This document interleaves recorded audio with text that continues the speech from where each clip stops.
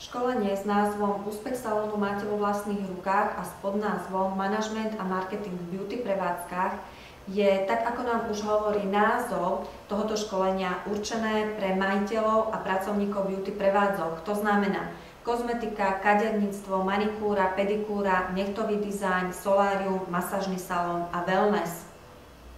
Cieľom tohoto školenia je ukázať a naučiť, ako jednoducho sa dá zmeniť a zlepšiť situácia v každom salóne, to znamená v luxusnom i bežnom, behom pár dní, a to hlavne zvýšiť návštevnosť a príjmy a získať výhody pred konkurenciou. Toto školenie každý, kto si ho objedná, dostáva vo forme DVD, plus k DVDčku, k tomuto školeniu máme aj vypracovaný takýto písomný materiál, kde všetky informácie, ktoré tu budú povedané a ktoré budú premietnuté, sú teda aj v písomnej forme. Čo je obsahom školenia? Obsah školenia: riadenie chodu prevádzky a zvýšenie návštevnosti, v ďalšom bode reklama a vzťahy s verejnosťou, výhody pred konkurenciou, ďalej zvýšenie príjmov, obchodné a predajné zručnosti, komunikácia a starostlivosť o zákazníkov, rozšírenie činností, ďalej sú to poznatky z praxe, tipy na rozšírenie služieb a ďalej poznatky z praxe, čoho sa vyvarovať pri práci so zákazníkmi. Prejdeme teda najčastejšie chyby. Ja vás nebudem zaťažovať nejakými teoretickými poučkami, ale naozaj prejdeme informácie a poznatky z praxe, ktoré sme nadobudli v svojej podnikateľskej činnosti, to znamená v činnosti kozmetického salónu plus činnosti výhradného zastúpenia jednej profesionálnej kozmetickej značky.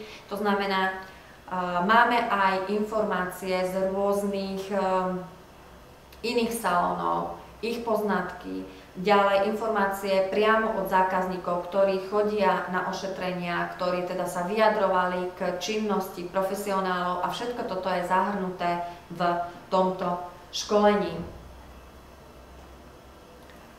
Služby starostlivosti o telo, pleť a vlasy.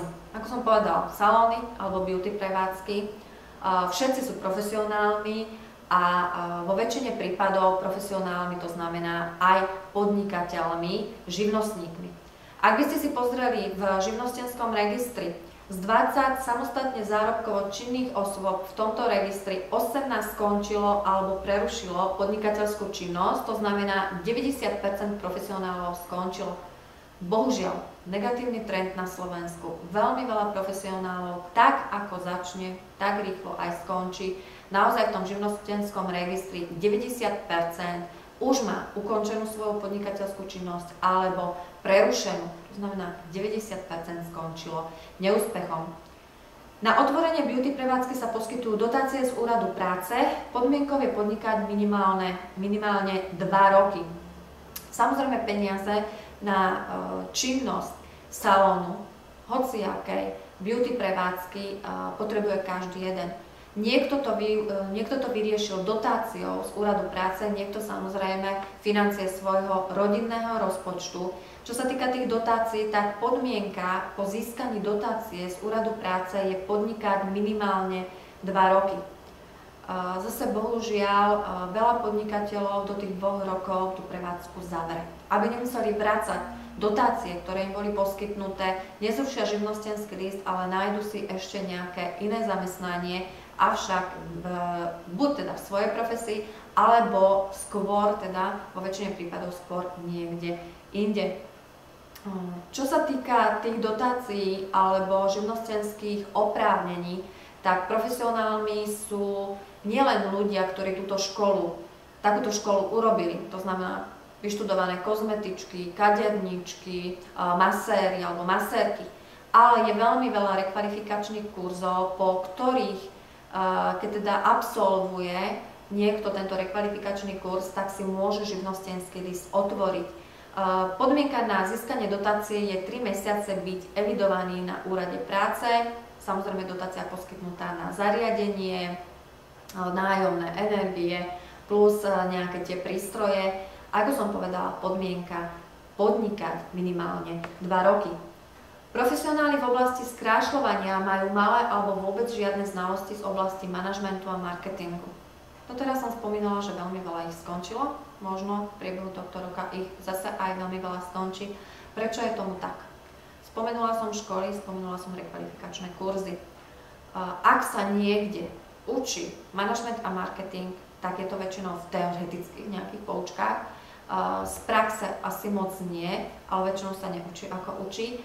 A niektoré kozmetické firmy, profesionálne kozmetické firmy poskytujú takisto školenia v oblasti manažmentu a marketingu, ale väčšinou sa poskytujú školenia v oblasti teda kozmetiky, služieb, ktoré sa poskytujú v beauty prevádzkach, kozmetických výrobkov a podobne. Ten manažment a marketing je veľmi zanedbávaný. A ďalšia vec, hoci aj nejaké takéto školenia sa robia, tak je na nich veľmi malá účasť a väčšina profesionálov z tých beauty prevádzok, z tých služieb starostlivosti o telo, pleť a vlasy na tieto školenia ani nechodia.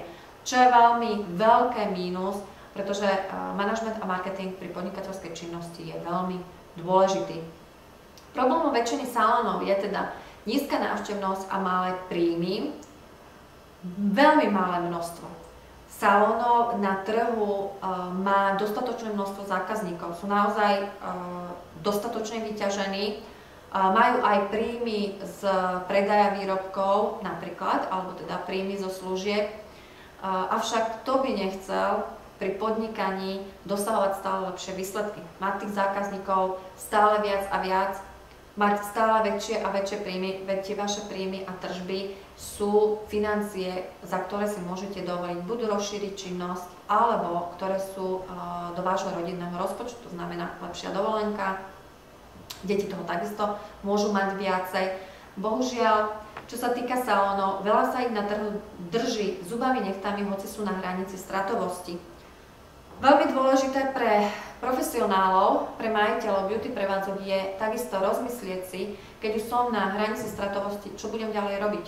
Či naozaj nie je vhodné radšej tú prevádzku zatvoriť alebo začať úplne od začiatku. Prehra, to nie je vôbec žiadna hanba. Veľa podnikateľov začínalo znovu, začínalo od nuly, pri svojich neúspechoch získali nové vedomosti, začali, ako som povedala, znovu a tieto informácie, ktoré predtým nadobudli, použili a využili na rozvoj, na svoj vlastný rozvoj a na rozvoj svojho podnikania. Rozbehnutie podnikania trvá minimálne 2 roky, veľa podnikateľov to rýchlo vzdáva. Začiatky bývajú vždy ťažké, netreba sa však zdávať. Či je to kozmetika, kaderníctvo, nechtový dizajn, masáže, alebo či je to hociaká podnikateľská činnosť iná, ktorá nesúvisí s beauty prevádzkami. Každý jeden podnikateľ vie, že na začiatku potrebuje veľmi veľa investícií, potrebuje sa rozbehnúť a väčšinou to trvá okolo tých 2 rokov. U niekoho menej, u niekoho dlhšie, ale vzdávať sa na začiatku, potom je ten neúspech teda naozaj tých 90%, že niekto vyskúša, vydrží pol roka, rok a prevádzku zavrie. Takže naozaj vo všetkých oblastiach tie začiatky bývajú ťažké, hlavne teda v tej podnikateľskej činnosti, keď nie sú nejaké skúsenosti z predchádzajúceho zamestnania, preto zamestnanec nie je podnikateľom.